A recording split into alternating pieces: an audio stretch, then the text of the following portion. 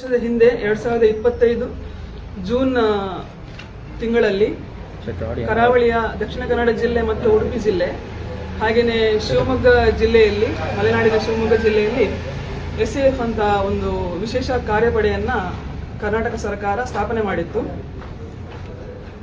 ಈ SAF ಅನ್ನು ಸ್ಥಾಪನೆ ಮಾಡೋದಕ್ಕಿಂತ ಮೊದಲು ANF ಇನ್ಮೇಲೆ ಬೇಡ, ಆಂಟಿ ನಕ್ಸಲ್ ಫೋರ್ಸ್, ಯಾಕಂದ್ರೆ ಇಲ್ಲಿ ಕರ್ನಾಟಕದಲ್ಲಿ ನಕ್ಸಲ್ ಚಟುವಟಿಕೆ ನಿಂತು ಹೋಗಿದೆ, ಬೇಡ ಅಂತ ಹೇಳಿ ನಿರ್ಧಾರ ಮಾಡಲಾಯಿತು. ಮತ್ತೆ ANF ನ ಸಿಬ್ಬಂದಿಗಳನ್ನ ಮೊಟಕುಗೊಳಿಸಿ ಕಡಿತಗೊಳಿಸಿ SAF ಅನ್ನ ಸ್ಥಾಪನೆ ಮಾಡಲಾಗಿತ್ತು.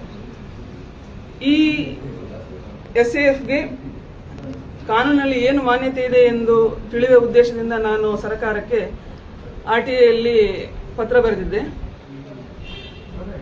ಆದರೆ ನನಗೆ ಮೊನ್ನೆ ಜುಲೈ ತಿಂಗಳಲ್ಲಿ ಅಷ್ಟೇ, ಜುಲೈ 1ನೇ ತಾರೀಕಿಗೆ ನನಗೆ ಅದಕ್ಕೆ ಉತ್ತರ ಬಂದಿರೋದು. ಅದು ಸಹ ಆ ಅರ್ಜಿಯನ್ನ ಮತ್ತೊಂದು ಇಲಾಖೆಗೆ ವರ್ಗಾವಣೆ ಮಾಡಲಾಗಿದೆ ಅಂತ ಹೇಳಿ ಬಂದಿರುವಂತದ್ದು.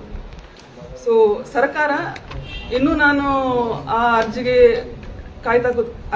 ಉತ್ತರ ಬರೋದಕ್ಕೆ ಕಾಯ್ತಾ ಕೂತ್ಕೊಳ್ಳೋಕೆ ಸಾಧ್ಯ ಇಲ್ಲ. ಈಗಾಗಲೇ 1 ವರ್ಷ ತಡ ಆಗಿದೆ. ಈ ಪ್ರಶ್ನೆ ಆಗ್ಲೇ ಕೇಳಬೇಕಾಗಿತ್ತು. ಆದ್ರೂ ಸಹ ಸರ್ಕಾರದ ತೀರ್ಮಾನವನ್ನ ಸುಖಾಸುಮ್ಮನೆ ವಿರೋಧಿಸಬಾರದು ಅನ್ನೋ ಉದ್ದೇಶದಿಂದ 1 ವರ್ಷ ಕಾದಿದ್ದೇನೆ. ಈ ವಿಶೇಷ ಕಾರ್ಯಪಡೆ ಸ್ಥಾಪನೆಗೆ ಕಾನೂನಿನಲ್ಲಿ ಏನು ಮಾನ್ಯತೆ ಇದೆ ಎನ್ನುವುದನ್ನು ಸರ್ಕಾರ ಜನತೆಗೆ ತಿಳಿಸಬೇಕಾದ ಅವಶ್ಯಕತೆ ಇದೆ.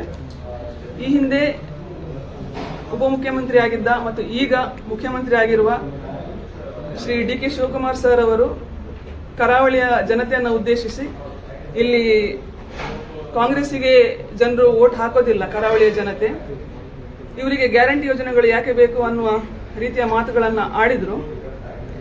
ಈಗ ನಾನು ಮುಖ್ಯಮಂತ್ರಿಗಳಾಗಿರುವ DK ಶಿವಕುಮಾರ್ ಸರ್ ಅಲ್ಲಿ ಕೇಳೋ ಪ್ರಶ್ನೆ ಏನಂತ ಹೇಳಿದ್ರೆ, ಗ್ಯಾರಂಟಿ ಯೋಜನೆಗಳು ಇಲ್ಲಿ ನಿಮ್ಗೆ ಕಾಂಗ್ರೆಸ್ ಪಕ್ಷಕ್ಕೆ ವೋಟ್ ಬೀಳೋದಿಲ್ಲ ಅಂತ ಹೇಳಿದ್ರೆ ಗ್ಯಾರಂಟಿ ಯೋಜನೆಗಳು ಬೇಡ ಅಂತ ಹೇಳಿದ್ರೆ SAF ನಮ್ಗೆ ನೀವು ಯಾಕೆ ಕೊಟ್ಟಿದ್ದೀರಿ ಅನ್ನೋದಕ್ಕೆ ಉತ್ತರ ನೀಡಿ.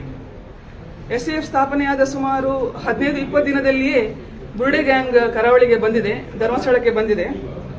ಸೊ ಬುರ್ಡೆ ಗ್ಯಾಂಗ್ ಅನ್ನ ರಕ್ಷಣೆ ಮಾಡೋದಕ್ಕೆ, ಬುರ್ಡೆ ಗ್ಯಾಂಗ್ ಪ್ರೊಟೆಕ್ಷನ್ ನೀಡಲಿಕ್ಕೋಸ್ಕರನೇ SAF ಅನ್ನ ಸ್ಥಾಪನೆ ಮಾಡಿರೋದು ಅಂತ ಸಂದೇಹ ಇದೆ.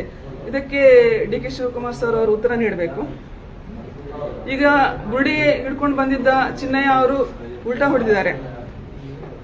ಸೊ SAF ಇದು ಬುರ್ಡೆ ಗ್ಯಾಂಗ್ ನ ಕತೆ ಒಂದು ರೀತಿಯಲ್ಲಿ ಮುಗಿದಂತೆ ಆಗಿದೆ.